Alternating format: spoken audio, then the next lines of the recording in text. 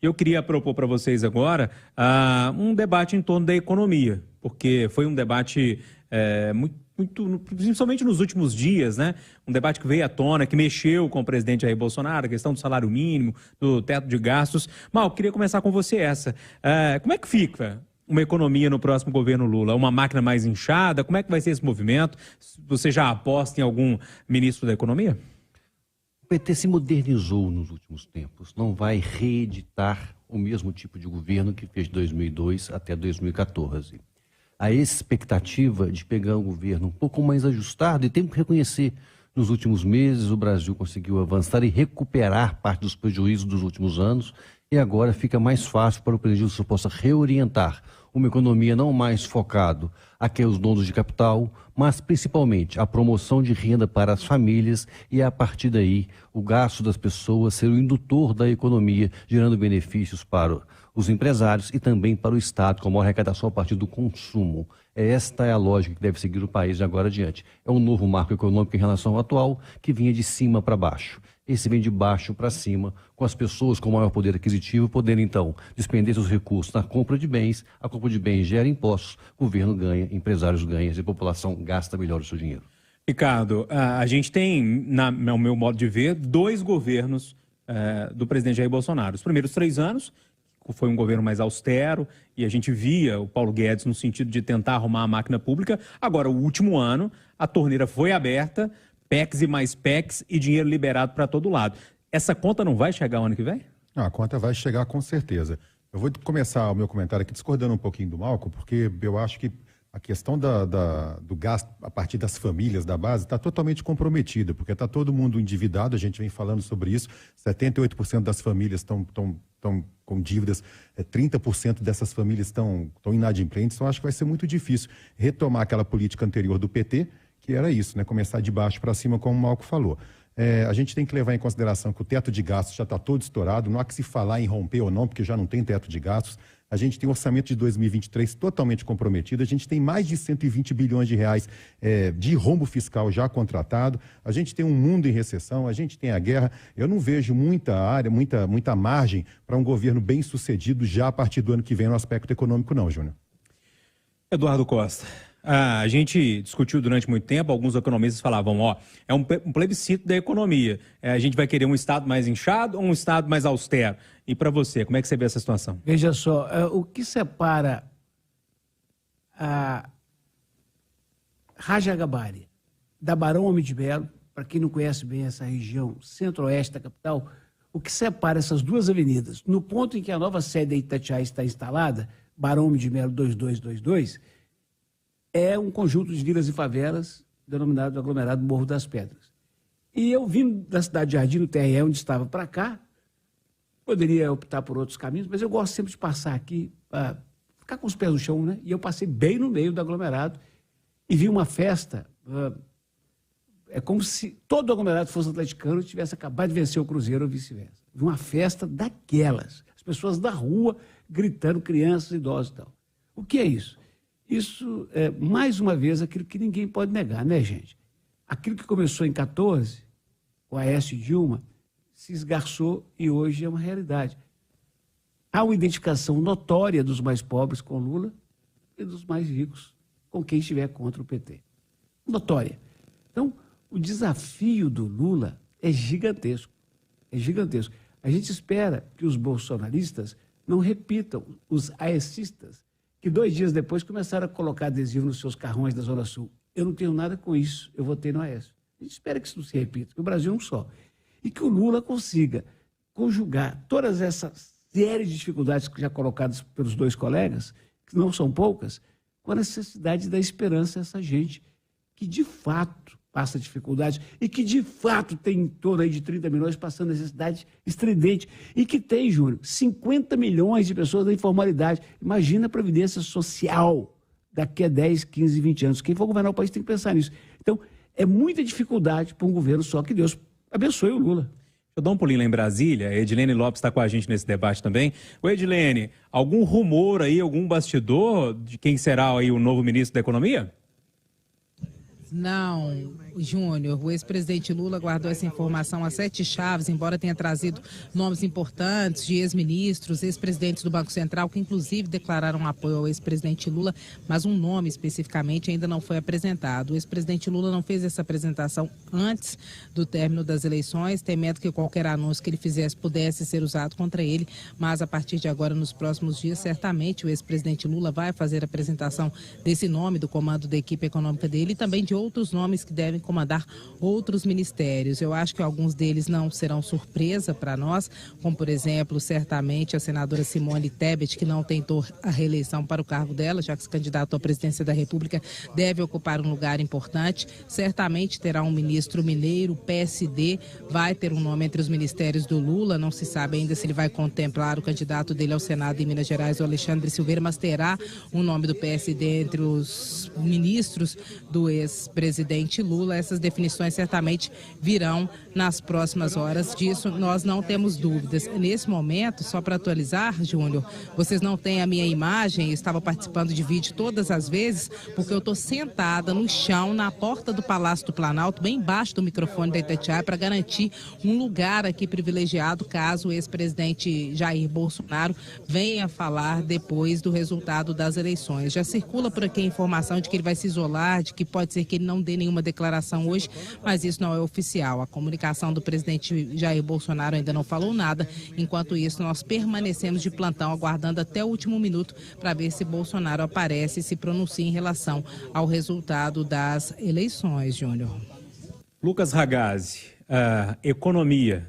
O próximo presidente vai ter que lidar com alguns problemas aí, teto de gastos, a questão do auxílio emergencial que não está lá no orçamento para o ano que vem. Enfim, uma série de coisas aí. E como é que você vê, como é que você lê essa situação? Você vê um Lula muito mais próximo daquele primeiro mandato dele? Ou você vê um Lula mais próximo no final, no último mandato que ele teve? Pelos apoios, eu acho que existe uma expectativa de um Lula primeiro mandato, né? Com ali responsabilidade fiscal, mais contenção de gastos ali, uma questão mais racional na economia, pelos apoios que eu cito aqui. Armínio Fraga, Henrique Meirelles, Pércio Arida, grandes nomes da economia, os pais do Plano Real nos anos 90 acabaram apoiando o Lula. Eu acho que existe uma certa expectativa. Agora, é uma questão muito dúbia, porque a própria Edilene falou agora há pouco sobre a falta, né, de um anúncio de um nome para o Ministério da Fazenda, a falta ali até de diretrizes, como que vai se comportar esse governo Lula na economia. Ele fala muito, ele pega esse apoio recebido, fala em responsabilidade fiscal, ao mesmo tempo que ele tem propostas ali de aumento de gastos, ele tem propostas ali de abrir mão de algumas taxas. Então, é uma questão muito dúbia. Vamos ver como é que vai ser essa aposta. Mas é uma preocupação inicial, com certeza, para a economia do país, porque o presidente eleito Lula ainda não publicizou qual que é o plano dele para a economia exatamente, né? Para qual caminho ele vai. Vamos analisando, vamos aguardando. João Vitor Xavier, a turma que montou o Plano Real se aproximou muito. Será que dali pode sair algum nome para assumir a economia? Olha só, eu tive uma informação conversando com um conhecido, né, político de alto escalão do Brasil, de que o nome do Lula para o Ministério da Economia poderia ser o do seu vice, Geraldo Alckmin. Que o Alckmin poderia ser o ministro da Economia do Lula, exatamente por esse trânsito muito grande, com esse núcleo econômico que foi do PSDB e do governo Fernando Henrique Cardoso. A ideia do Lula seria desmembrar o Ministério da Economia, né, como já foi no passado. Hoje o Bolsonaro concentrou várias pastas no Ministério da Economia. O Lula poderia dividir essas pastas e delegar ao seu vice o Ministério da Economia. Pessoas próximas do Geraldo Alckmin dizem que ele tem se dedicado muito ao tema nos últimos tempos e muitos enxergaram isso como um indicativo de que esse poderia ser o caminho. Para o Lula não entregar a economia para ministros que foram de governos adversários, entregaria para o seu vice, que foi legitimado com ele nas urnas, e esse vice conduziria com essa equipe. Agora, Júnior, eu acho que é um tema bastante preocupante, que acho que vale uma análise muito profunda. Primeiro, o Lula não recebe o país que ele recebeu em 2002. Um país que vinha com uma balança comercial equilibrada, com superávit primário, com dinheiro em caixa. Ele não recebe o país que ele recebeu do Fernando Henrique. E ele também não recebe o país que o Bolsonaro recebeu da Dilma, que era um verdadeiro desastre. A gente não pode esquecer disso. O Lula não terá aquele colchão macio para deitar que ele recebeu do Fernando Henrique. As commodities brasileiras não estão batendo recordes. Aliás, o minério vive um dos momentos de maior baixa nos últimos meses. O mundo está em crise.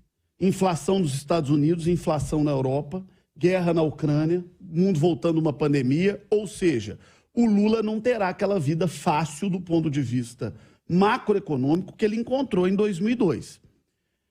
E o Brasil já mostrou e deu um recado para o PT que não aceita aquele desastre que foi o governo da Dilma do ponto de vista econômico. Em especial, do inchaço absurdo da máquina pública, né, com o aparelhamento absurdo do Estado, como o PT já fez num passado muito recente no Brasil, e um descontrole também absurdo das contas públicas.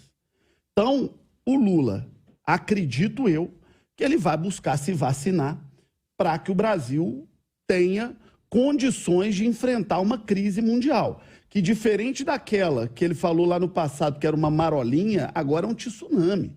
Gente, os Estados Unidos está com uma inflação maior do que a do Brasil. Nunca na história desse país, como gostava de dizer o Lula no passado, nós vimos uma coisa dessa. Então, o brasileiro aprendeu a discutir política, o brasileiro aprendeu a discutir economia, o brasileiro está mais bem informado, o brasileiro está mais consciente da sua obrigação como cidadão. O brasileiro hoje discute política como discute futebol. Todo mundo sabe o nome de ministro do Supremo e muita gente não conhece a seleção que vai à Copa do Mundo. O brasileiro hoje acompanha noticiário econômico. O brasileiro hoje acompanha desdobramento das coisas que acontecem na política do Brasil. E acho que o Lula vai ter que ter muito cuidado para tentar receber um país que não é aquele que ele recebeu em 2002, onde ele pôde fazer todos os programas, todos os projetos, tudo que ele quis, e que ele não pode levar o Brasil para o caminho que o partido dele, o PT, levou até 2016 no governo Dilma, que foi um desastre do ponto de vista econômico para o Brasil. E talvez o caminho para isso seja, Júnior, ajustar o que foi, na minha opinião, o maior problema do governo Lula. Eu não acredito nesse discurso do Lula. Olha, eu estava exportando engenharia, eu estava exportando... Para mim, isso é balela. Para mim, esse foi o grande erro do Lula. Você não manda dinheiro do BNDES para fazer porto em Cuba, enquanto a gente não tem porto decente no Espírito Santo, no Rio de Janeiro, em Santos e em Paranaguá. E nem faz metrô na Venezuela, deixando o Belo Horizonte sem. Você não faz metrô na Venezuela enquanto não tem metrô aqui. Você não faz estrada na Bolívia enquanto a 381 está matando. O Lula poderia ter feito uma história diferente se ele tivesse investido em infraestrutura desse país. Nosso país precisa de infraestrutura. Precisamos de porto, precisamos de estrada, precisamos de ferrovia, precisamos de infraestrutura.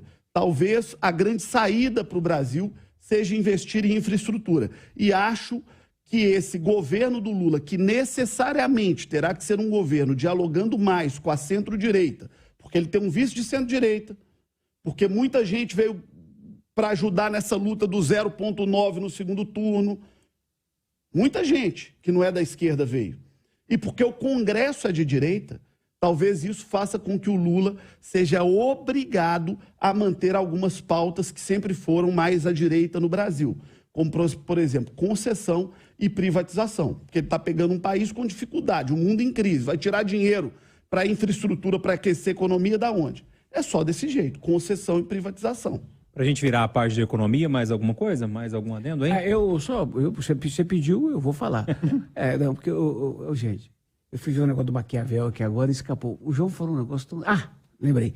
Ô, João, a coisa que teria feito o Lula herói nacional, ele teria condições de fazer em 2003, provavelmente não vai ter agora por causa do Congresso. Você concorda comigo que se ele... Reformas. Mas mesmo assim, se ele fizer um grande concerto nacional e fizeram 3 ou 4 reformas, começando pela administrativa, que é a que mais incomoda a turma da esquerda, O caminho está aberto. Essa administrativa, Eduardo, Essa incomoda é todo difícil mundo, da esquerda, acreditar, viu? direita. Essa é difícil. Eu até gostaria muito de ver. Eu só tenho dificuldade de acreditar. Gostaria de ver, tenho dificuldade de crer. Mas tem uma que é iminente e certamente acontecerá de um jeito ou de outro, que é a tributária.